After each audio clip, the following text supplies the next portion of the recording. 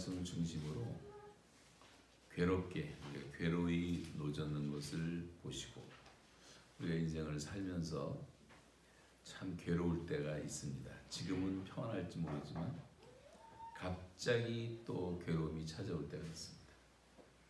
이럴 때 우리가 어떻게 할 것인가? 괴로이 노젓는 것을 보시고 예수님께서는 물 위를 걸으시는 능력으로 제자들에게 찾아오신 오늘 본문의 내용은 요 방금 전에 있었던 오병이어로 많은 사람들을 먹이셨던 기적과 함께 예수님의 신성을 보여주고 있어요. 예수님은 인간과 다른 하나님이라는 사실을 우리에게 보여주고 있는 것입니다. 우리의 인생도 예측하지 못하게 갑자기 풍랑이 올 수가 있어요. 여기 예배 잘 나오시던 한 가정도 지금 병원에 계시지 않습니까? 갑자기 인생의 바다에서 큰 풍랑을 만날 때가 있습니다. 이것도 호련히 한밤중을 만나게 됩니다.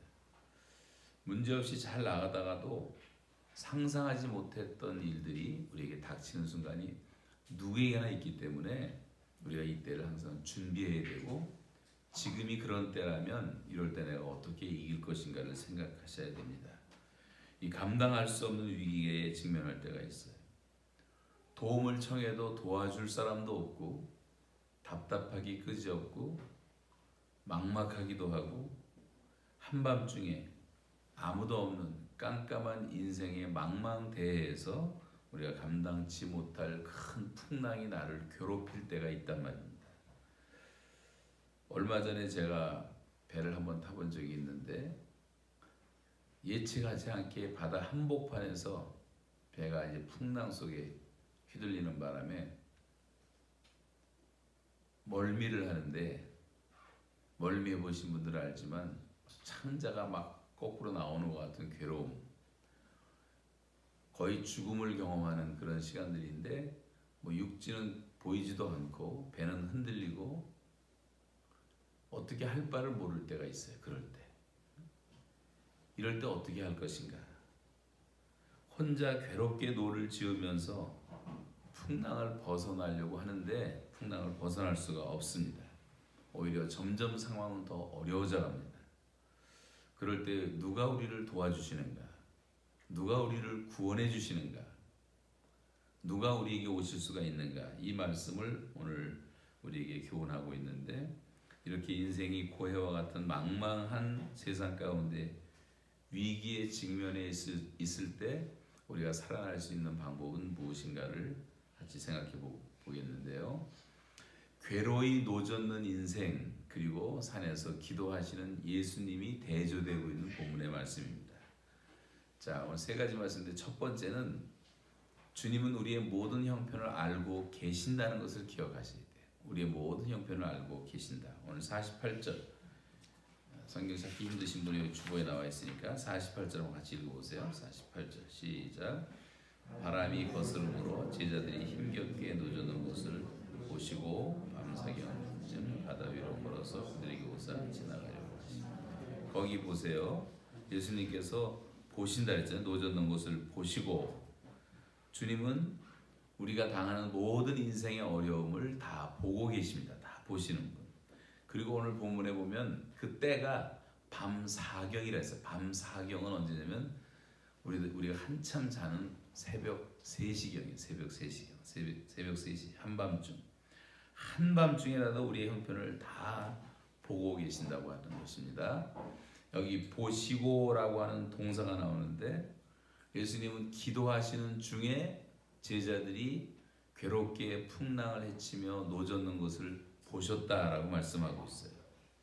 제자들은 파도를 헤쳐나가면서 이런 생각을 했을 것입니다. 우리는 이런 고생을 지금 하고 있는데 주님은 도대체 어디에 계시단 말인가? 지금 풍랑이 있는데 예수님은 어디서 뭘 하고 계시는가? 그러면서 불안하고 두려웠겠죠.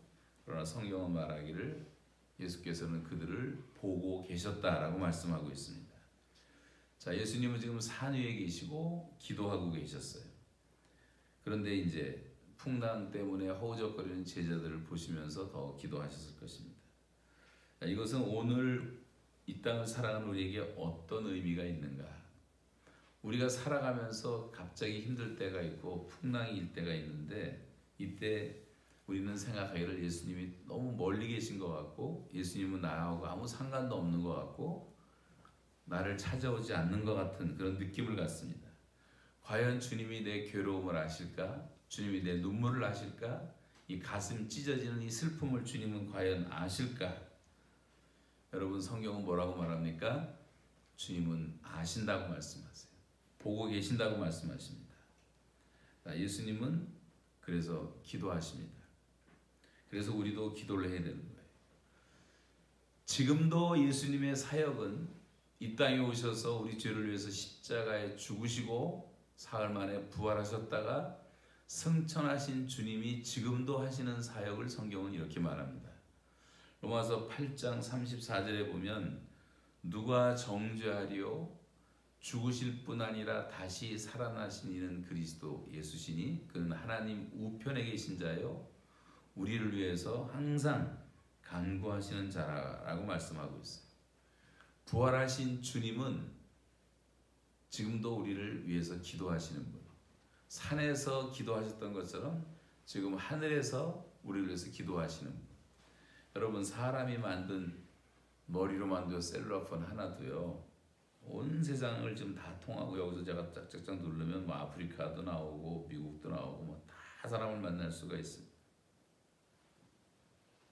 인간이 만든 것 가지고도 세상이 다 통하는데 전능하신 하나님이 하늘에서 우리의 기도를 어떻게 못 들으시겠어요? 우리를 지으신 분이 당연히 들으십니다. 믿습니까 여러분? 믿습니까? 정말 믿어야 되는 거예요. 믿어야 돼. 우리가 볼 때 개미 보면 한심하게 느껴지지. 근데 우리는 개미보다 우리와 개미 사이보다 하나님과 우리 사이는 더 기가 막힙니다. 아무것도 아닌 지극히 작은 피조물. 사람하고 비교를 하면 안 돼요. 하나님은 모든 것을 다 보고 계시고 알고 계십니다. 하나님이 하늘에서 하나님을 찾는 자가 있는가 보려 오시고 이거 하감하셨다. 하감하심에 다 치우쳐 한 가지로 더러운 자가 되고 선을 행하는 자가 없나니 하나도 없도다. 하나님이 다 알고 계시는 거예요. 다 알고 계시는. 지금 그래서 부활하신 주님은 우리가 고통당할 때 힘들 때 기도할 수 없을 때 하나님께 대신 우리를 위해서 중보하신다고 성경에 말씀하신 것을 꼭 믿어야 됩니다. 이것이 기도하는 사람들의 모습이라고 하는 거예요. 저와 여러분도 마찬가지예요. 우리가 정말 기도하는 사람이라고 한다면 자기 자신만을 위해서 기도하지 않습니다. 중보자들은 반드시 다른 사람을 위해서 기도하게 돼 있어요. 다른 사람들의 아픔을 보고 기도하는 사람들이 진정한 기도자라고 할 수가 있죠. 여러분 기도하면서 다른 사람들의 고통을 보십니까? 다른 사람들의 아픔을 보십니까? 오히려 다른 사람을 비판하고 불평하지는 않습니까? 네.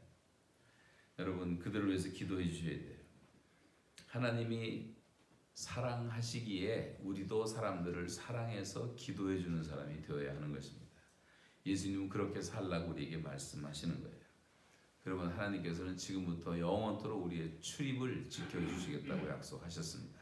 첫째는 하나님은 저와 여러분이 큰 고난과 어려움을 만날 때 풍랑을 당했을 때 환난을 당했을 때 다 보고 계신다. 그걸 마음속에 꼭 간직하세요. 두 번째는 우리의 고통의 현장에 찾아오십니다. 그냥 보고만 계시는 분이 아니라 바다 위를 걸어서 찾아오시잖아요. 자, 오늘 본문에 이렇게 되어 있습니다. 다시 한번 성경 말씀을 보십시오. 괴로이 노를 젓고 있는 것을 보시고 48절에 밤 사경쯤에 바다 위로 걸어서 그들에게 오사. 자, 걸어서 오사 그랬어요. 이 밤중에 주님께서는 한밤중이라도 밤에는 옷 벗고 다 자는 시간에 일어나기 싫잖아요. 그런데 주님은 한밤중이라도 우리에게 찾아오시는 거예요. 바다 위를 걸어서라도 그 공포와 두려움의 현장에 찾아오십니다. 여기 밤 사경에 나타나셨다고 하는 것은 하나님의 사랑을 또한 뜻하는 거예요. 새벽 3시에 너 웬만한 일이면 여러분 새벽 3시에 나가서 누굴 도와줍니까? 한참 잠들어 있고 귀찮은데 옷 갈아입어야 되는데 바깥에 날씨는 추운데 그런데 성경은 다 깊이 잠들고 있는 그 시간에 주님은 나타나셨어요. 성경은 말하기를 하나님은 졸지도 아니하시고 주무시지도 아니하시고 항상 우리를 돌보신다고 말씀하신 사실을 여러분 믿으시기 바랍니다.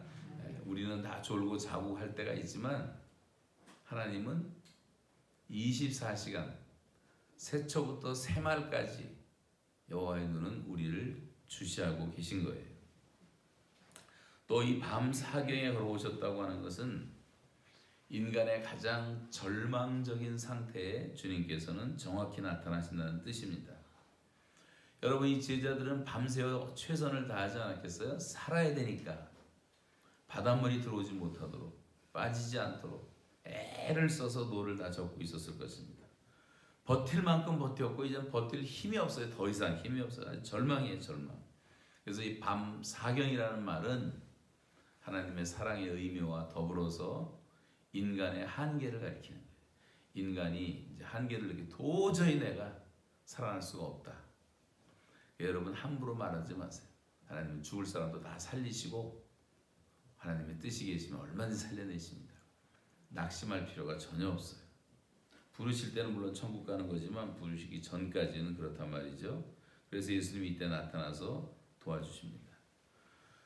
여러분, 기도하는 사람들은 때와 장소를 가리지 않고 상대방이 필요로 할 때 언제든지 찾아가고 필요를 채워줄 수 있어야 됩니다.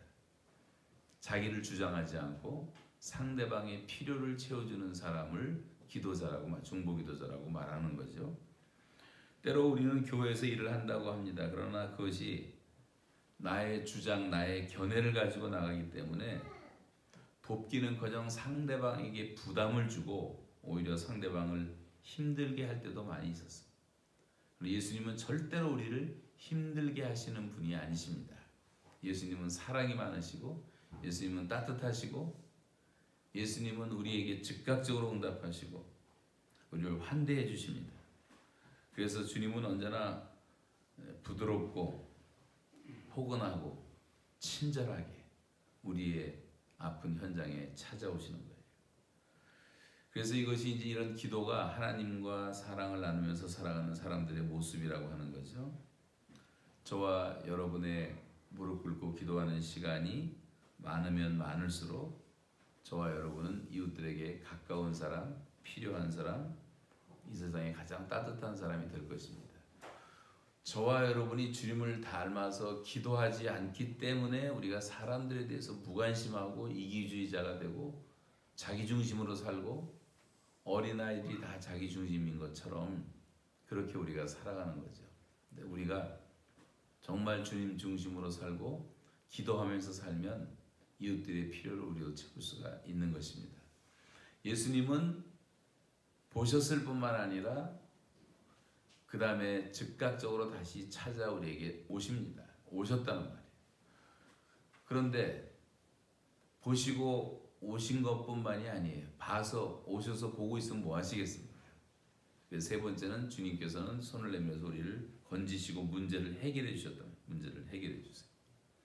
바닷속에 빠지는 베드로도 건져주시고 이 풍랑도 오늘 본문에 잠잠케 예수님의 배에 타시는 순간에 풍랑이 잔잔해졌더라.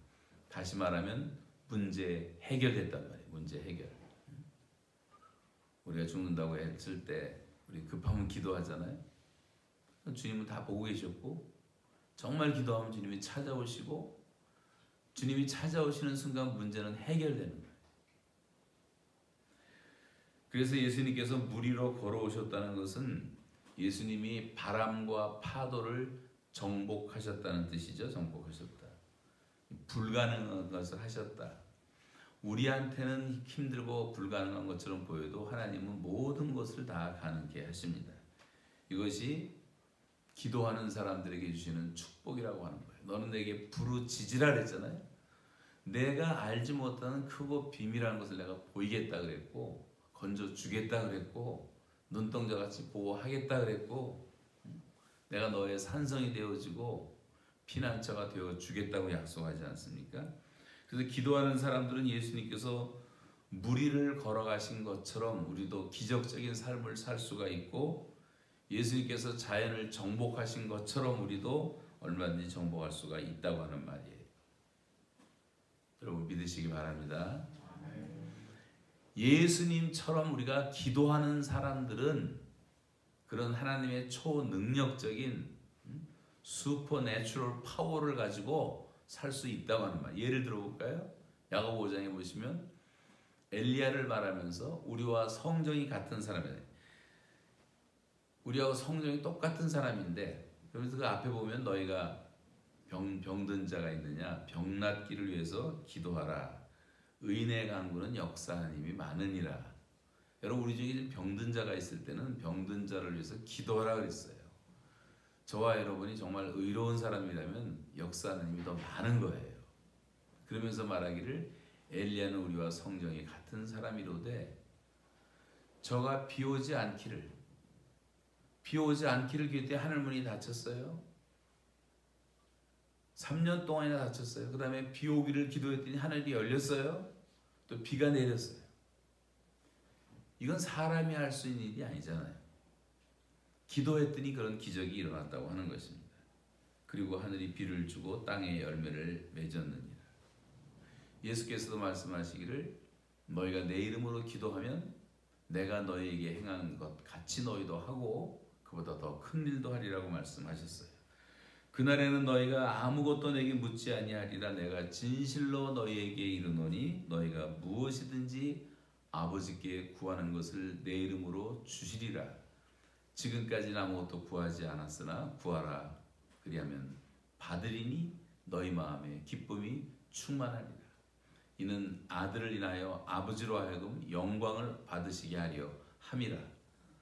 이건 우리에게 주신 특권이에요. 특권. 기도라는 것은 특권이고 누구나 할 수 있는 게 아니에요. 예수 믿고 죄 사함 받고 하나님을 아버지라 부르는 성도들이 예수 그리스도의 이름으로 하는 것이 기도라는 말이죠. 기도. 그래서 성경에서는 기도라라고 할 때 구하라, 찾으라, 두드리라. 구하라는 말은 영어로 말하면 ask인데 그 앞에 뭐가 있냐면 keep on ask.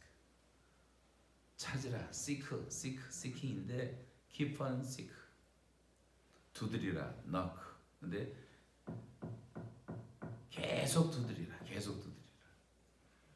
그러니까 기도는요 한 번 하고 마는 게 아니라 계속 하는 거예요. 계속. 우리가 숨을 쉬다가 중단하면 다 죽잖아요. 계속 쉬는 것처럼 끊임없이 의식 중에 무의식 중에 항상 기도하는 거예요. 숨 쉬듯이 계속 기도하라. 예수의 이름으로 기도하란 말이죠. 그런데 이제 기도를 쉬면 우리가 영적으로는 죽는 것입니다. 자, 기도하지 않았던 제자들, 예수님은 기도하고 계시다가 오셨는데 제자들은 그냥 풍랑을 바라보며 두려워하고 기도도 안 하고 있다가 예수님이 나타나시니까 예수님 그게 아니라 뭐라 그랬어요? 유령이다, 유령. 귀신이다, 귀신이다. 기도 안 하면 예수님이 오셔도 몰라요. 귀신처럼 알고. 49절 한번 같이 읽어보겠습니다. 49절 다 같이 읽어요. 시작. 제자들이 그가 바다 위로 걸어오심을 보고 소리 질렀다 그랬죠? 자, 52절 보세요. 이게 얼마나 우스운 일인지. 52절 시작. 쓰던 일을 깨닫지 못하고 도리어 그 마음이 둔하였다. 제자들이 왜 이렇게 우스꽝스러운 일을 했습니까? 우리가 왜 이렇게 믿음 없는 삶을 삽니까? 그 이유를 성경은 말하기를 그들의 마음이 둔하여졌다. 바로 몇 시간 전에 오병이어의 어마어마한 기적을 보았음에도 불구하고 예수께서 기도하시는 것도 알았지 않겠어요? 그런데 예수님처럼 기도하고 하나님과 교통했으면 알았을 텐데 기도하지 않다 보니까 그걸 깨닫지 못하고 또 예수님을 임금님으로 삼으려고 했는데 제자들, 예수님은 다 군중들을 흩어보내시고 산에 가서 혼자 기도하신다 그러고 너희들 먼저 가라 그러시고 그런 예수님이 좀 야속했을지도 모르죠. 그렇게 하다 보니까 불과 몇 시간 안 지났는데도 우리의 마음이 둔해져 있었단 말이에요. 오늘 이 예배드리는 이 시간에 하나님의 말씀을 묵상하고 찬양하고 기도하는 시간에는 저와 여러분이 좀 깨어 있을 수가 있고 하나님이 내 기도를 정말 들으신다고 믿기도 하고 하지만 예배당 떠나서 또 가서 한 몇 시간 지나다 보면 자기도 모르는 사이에 마음이 둔해져서 그 예배했던 그때의 감격은 다 사라지고 신경질 내고 짜증내고 불평하고 낙심하고 그럴 때가 얼마나 많냔 말이에요. 항상 기도하는 사람은 마음이 둔해지지가 않는 거예요. 근데 우리가 기도가 쉬기 때문에 그렇게 마음이 둔해지는 것입니다. 그래서 예수님 보자마자 유령이다. 그러나 주님은 뭐라 그러십니까? 그 다음에 한번 보세요. 예수님이 하신 말씀 뭐라고 말씀하십니까? 예수님은 자 50절 다 같이 읽습니다. 다 같이 시작. 그들이 다 예수를 보고 놀라미라. 이에 예수께서 곧 그들에게 말씀하여 이르시되 안심하라 내니 두려워하지 말라 하시고 한번 따라서 하세요. 안심하라 내니 두려워하지 말라. 제가 이 말씀을 좋아하는 이유는요. 이 말을 제일 많이 하신 분이 누구냐면 한국의 김용기 장로님이세요. 가나안 농군학교 하시던 김용기 장로님은 키도 작은 분이에요. 1m 50몇 밖에 안 되세요. 그런데 대단한 분이세요. 기도를 많이 하시고 제가 그분 살아계실 때 우리 학생들 데리고 제가 가나안 농군학교를 많이 갔었는데 새벽 4시 정각 딱 되면 저 산에 기도실에 가서 기도하시다가 내려오십니다. 그래서 우리 이제 1시간 기도하시고 5시에 우리가 새벽 기도 모이면 와서 설교를 해주시고 하셨는데 그분이 하신 말씀이 조국이여 안심하라. 조국이여 안심하라. 기도하는 사람들은 그렇게 말할 수가 있는 거예요. 안심하라. 마음에 여유가 있는 거예요. 담대함이 있는 거예요. 주님은 지금 기도하시다가 오셔서 내니 안심하라 이렇게 말씀하십니다. 우리도 좀 그런 사람이 되지 않겠어요? 여기 문경이여 안심하라. 내가 있다. 내가 문경을 해서 기도하고 있다. 이 땅을 해서 기도하고 있다. 하나님이 지켜주신다. 안심하라. 아멘? 네. 그렇게 말할 수 있는 담대함이 있어야 되는 거예요. 기도하지 않으면 우리가 부끄럽게 됩니다. 기도하지 않으면 마음이 완악해지고 기도하지 않으면 마음이 둔해지고 기도하지 않으면 하나님의 뜻을 깨달을 수가 없고 그러나 우리가 기도하면 마음이 담대해지는 거예요. 그리고 평안해지는 거예요.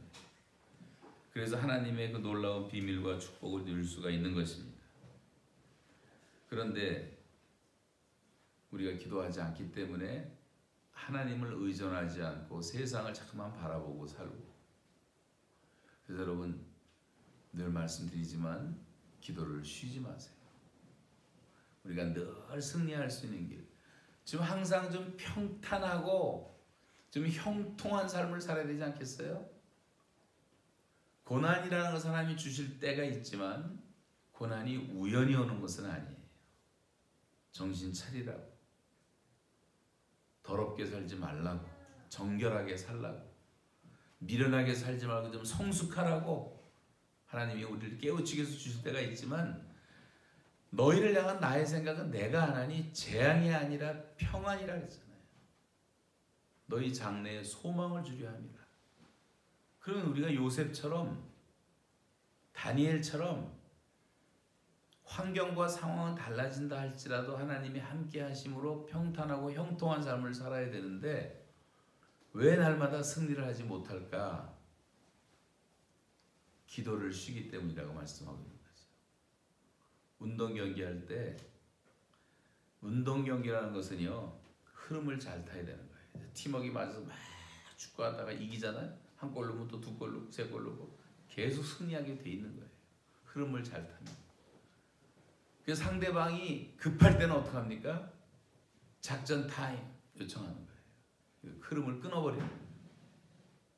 그래서 상대방이 그 흐름을 타지 못하도록 역전시키려고 사탄이 우리가 기도를 못하게 하면 우리가 승리하지 못하니까 뭐가 이렇게 바쁜지 쓸데없는 일로 바쁘고 바보 상자 앞에 앉아서 멍하니 텔레비 보고 몇 시간 지나고 기도 시간 다 놓치고 성경 보지도 않고 잡담하고 돌아다니고 24시간이 짧은 시간이 아니에요. 하루에 24시간이 굉장히 긴 시간입니다.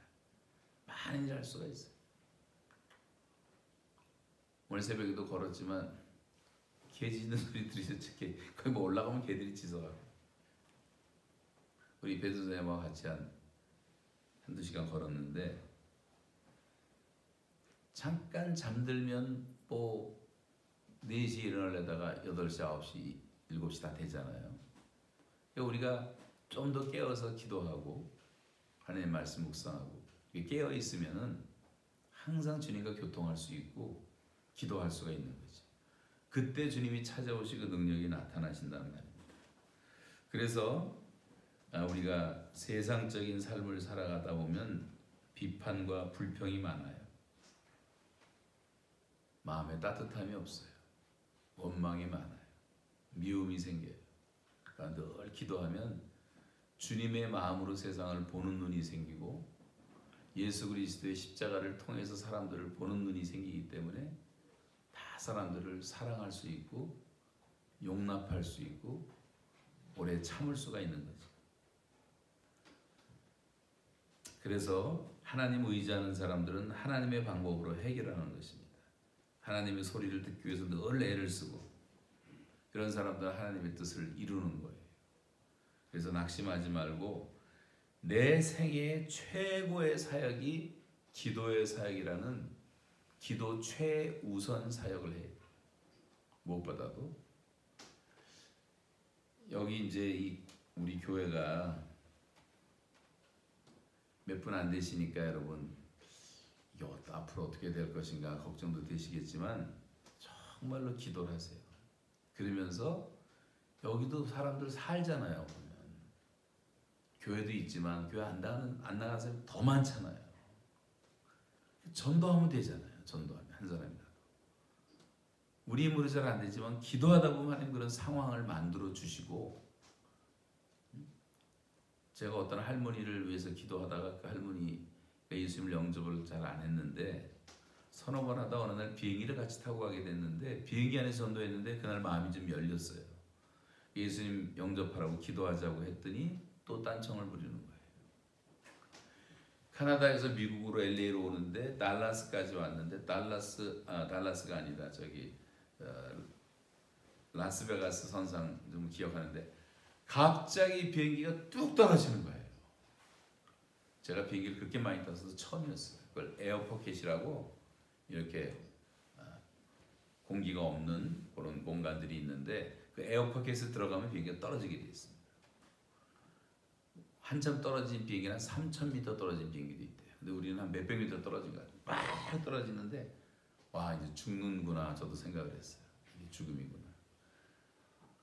그러다가 이제 비행기가 자기 자리를 찾았는데 얼마나 놀랐는지 조종사, 스튜어디스 누구도 한 몇 분 동안 아무 방송도 안 나오고 말도 못 하더라고. 그렇게 이제 놀란 적이 있어요. 옆에 계신 할머니를 봤더니 얼굴이 하게 질려 있어. 오늘이라도 하나님이 부르시면 천국 갈 확신이 있습니까? 확신이 없잖아요, 이분이. 예수 영접하겠습니까? 어떻게 영접을 안 해요? 지금 죽음을 방금 경험을 했는데.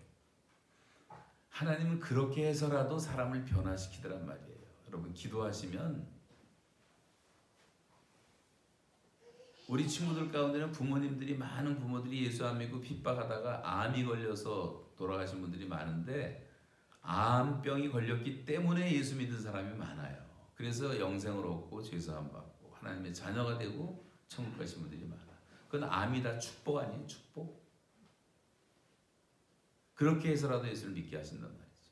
여러분이 기도하면 하나님이 어떻게 역사할 줄 모르는 거예요. 그 이웃집 사람, 완악한 사람, 그냥 절대로 예수 안 믿을 것처럼 보이는 사람도요 별거 아니에요. 알고 보면 사람은 하나님이 역사하시면 다 믿게 돼 있어요. 그래서 기도하시란 말이에요. 기도하세요. 우리가 기도로 할 수 있는 게 많은데 선교 현장에 못 가도 여러분이 선교사님들을 위해서 기도하면 여러분이 선교하는 거예요. 선교 사역을 기도로 돕는단 말이죠. 기도를 통해서 대통령 하는 정치에 참여할 수가 있고 여기 문경 시장이 하는 일에 참여할 수가 있는 거예요. 시장이 잘한다 못한다 대통령이 뭐 이러다 저러다 비판과 불평만 하지 말고 기독교인 가운데도 저부터도 그런 생각이 많이 들지만 그러나 우리가 더 많이 기도하자는 말이에요. 성경은 위정자들을 위해서 기도하라 그랬잖아요. 왕의 마음이 여호와의 손에 있음이 마치 보의 물과 같아서 그가 임의로 인도하신다 했잖아요. 하나님의 손 안에 있는 거예요. 기도하면 우리가 다 움직일 수가 있는 거라고. 기도하실 때 기도로 참여할 수가 있는 것입니다. 기도라고 하는 것은 하나님의 손을 움직일 수 있는 유일한 도구이기 때문에 기도하면 예수님처럼 물에 빠져가는 이웃과 세상을 위해서 예수님처럼 일할 수가 있는 거예요. 그래서 이제부터 몇 가지. 첫째는 하루 생활 중 예수님처럼 조용히 기도하는 시간을 꼭 내세요. 예수님도 지금 무리를 떠나서 홀로 조용히 산에 가시다 그랬잖아요. 시끄러운 곳에서는 기도가 잘 안 돼요. 여러분 시끄러운 곳에 가보세요. 말도 제대로 할 수가 없잖아요. 요란한 곳에서는 하나님의 음성을 들을 수가 없습니다. 우리도 여기가 좀 시끄러우면 상대방의 소리를 들을 수가 없어요. 누가 한 사람 저 애기가 좀 한마디 해도 우리가 바다가 되는데 시끄러우면 얼마나 바다가 됩니까? 조용한 시간에 조용한 장소에서 하나님께만 집중할 수 있는 그런 기도의 시간을 안 해보신 분들은 하루에 10분이라도 하고 좀 한 사람들은 하루에 1시간, 2시간.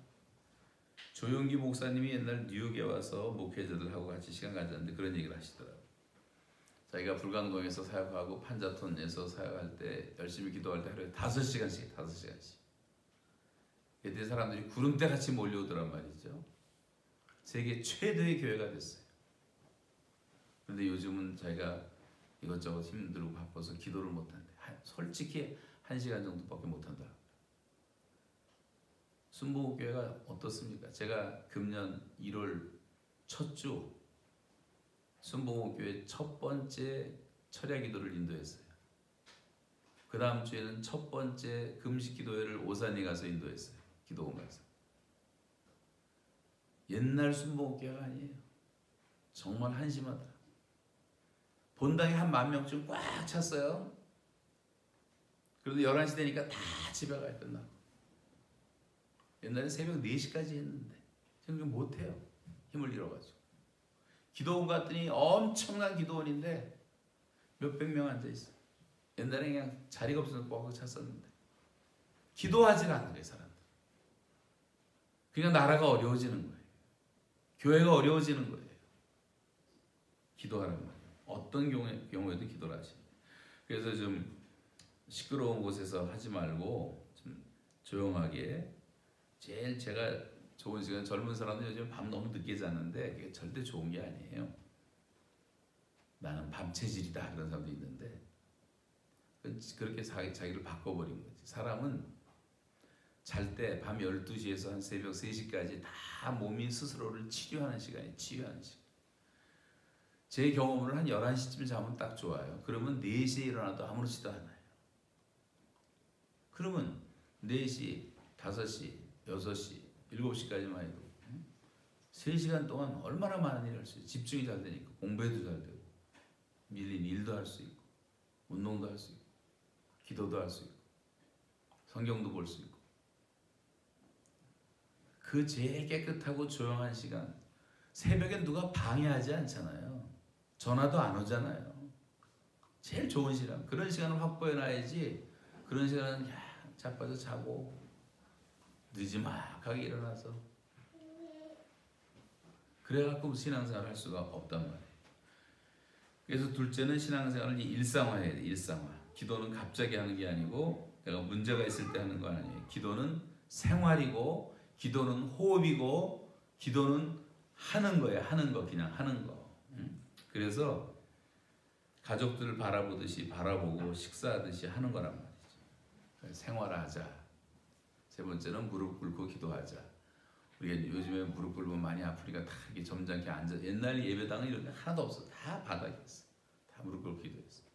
모세도 무릎 꿇고, 다니엘도 무릎 꿇고, 예수님도 무릎 꿇고, 성경 보면 다 무릎을 꿇고 기도했다고 했는데 우리가 무릎을 잘 안 꿇지만, 무릎을 꿇는다는 것은 물론 겸손을 뜻하는 표현이지만 꼭 그렇게만 해야 된다는 것은 아니죠. 그러나 그런 마음으로 겸손하게 하는 게 기도를 하는데, 여러분 무릎 꿇고 기도하는 사람 가운데 가장 대표적인 사람이 누구냐면 야고보예요.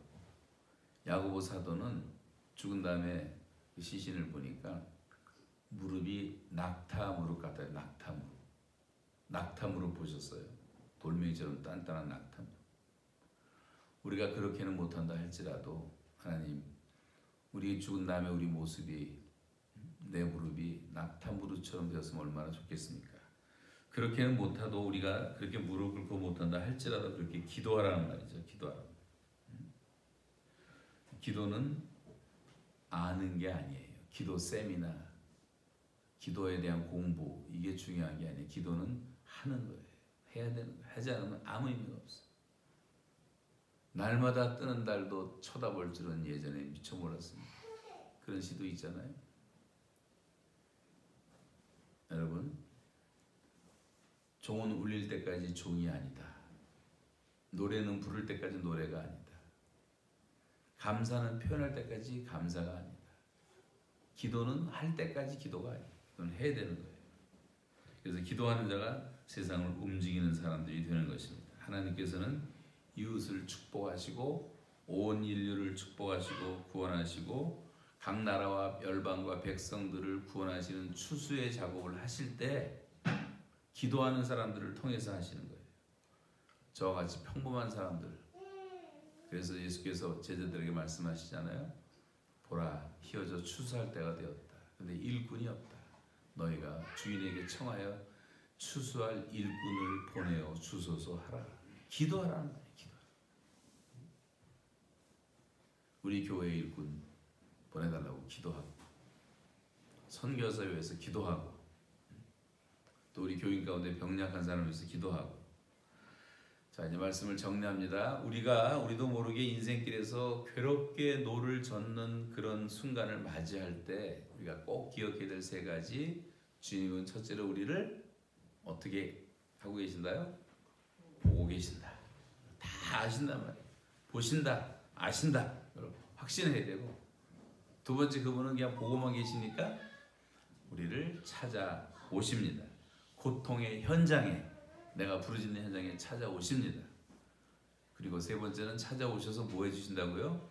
우리의 모든 문제를 해결해 주시는 하나님. 믿어야 되고, 우리도 그렇게 주님처럼 기도하며 살면 우리도 예수님 같은 역사를 볼 수가 있다고 말씀하고 있는 것입니다.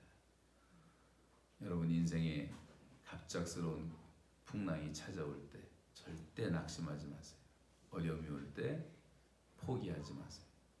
그리고 주님 다 알고 계시고, 또 기도할 때 찾아오시고 우리의 문제를 반드시 해결해 준다는 것을 믿으시고, 우리도 이제부터는 그렇게 살라는 거예요.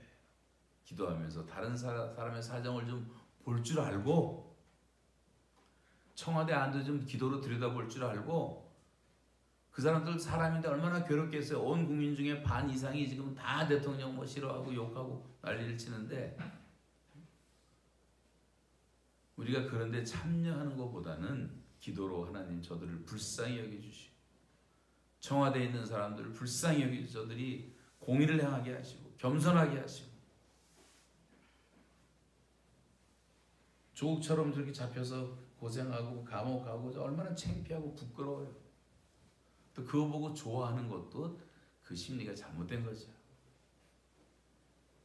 예수 믿는 사람들은 그런 원수가 없어요. 원수까지도 사랑하라 그랬으니까. 그 힘이 어디서 오냐? 기도할 때 오는 거예요. 기도할 때.